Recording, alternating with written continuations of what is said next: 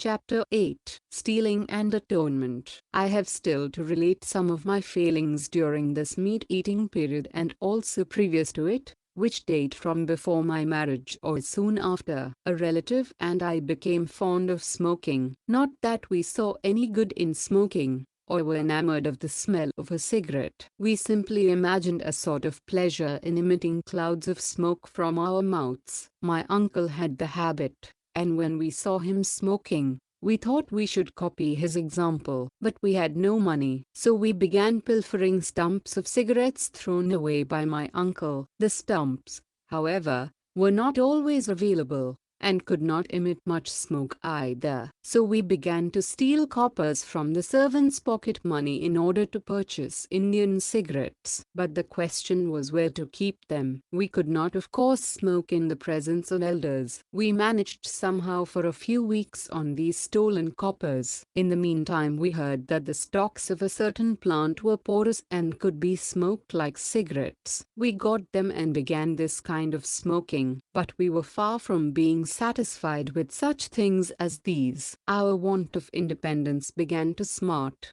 It was unbearable that we should be unable to do anything without the elders' permission. At last, in sheer disgust, we decided to commit suicide. But how were we to do it? From where were we to get the poison? We heard that datura seeds were an effective poison. Off we went to the jungle in search of these seeds, and got them. Evening was thought to be the auspicious hour. We went to Kedaji Mandir, put key in the temple lamp, had the darshan and then looked for a lonely corner. But our courage failed us. Supposing we were not instantly killed? And what was the good of killing ourselves? Why not rather put up with the lack of independence? But we swallowed 2 or 3 seeds nevertheless. We dared not take more. Both of us fought shy of death, and decided to go to Ramji Mandir to compose ourselves, and to dismiss the thought of suicide. I realized that it was not as easy to commit suicide as to contemplate it. And since then, whenever I have heard of someone threatening to commit suicide, it has had little or no effect on me. The thought of suicide ultimately resulted in both of us bidding goodbye to the habit of smoking stumps of cigarettes and of stealing the servants' coppers for the purpose of smoking. Ever since I have been grown up, I have never desired to smoke and have always regarded the habit of smoking as barbarous, dirty and harmful. I have never understood why there is such a rage for smoking throughout the world. I cannot bear to travel in a compartment full of people smoking. I become choked. But much more serious than this theft was the one I was guilty of a little later. I pilfered the coppers when I was 12 or 13. Possibly less. The other theft was committed when I was 15. In this case, I stole a bit of gold out of my meat-eating brother's omelette. This brother had run into a debt of about 25 rupees. He had on his arm an omelette of solid gold. It was not difficult to clip a bit out of it. Well, it was done,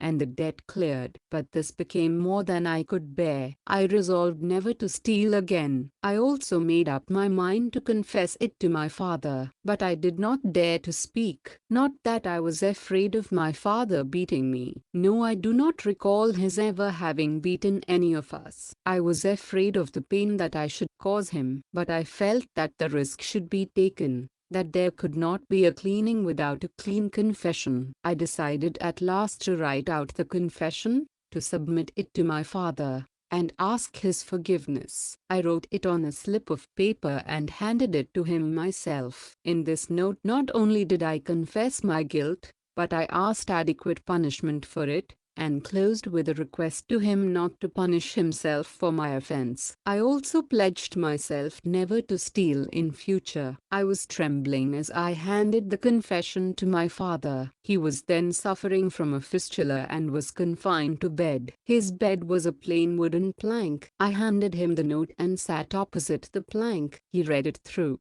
and pearl drops trickled down his cheeks. wetting the paper. For a moment he closed his eyes in thought and then tore up the note. He had sat up to read it. He again lay down. I also cried. I could see my father's agony. If I were a painter, I could draw a picture of the whole scene today. It is still so vivid in my mind. Those pearl drops of love cleansed my heart and washed my sin away. Only he who has experienced such love can know what it is. As the hymn says, only he who is smitten with the arrows of love knows its power. This was, for me, an object lesson in ahimsa. Then I could read in it nothing more than a father's love. But today I know that it was pure ahimsa. When such ahimsa becomes all-embracing, it transforms everything it touches. There is no limit to its power. This sort of sublime forgiveness was not natural to my father. I had thought that he would be angry, say hard things,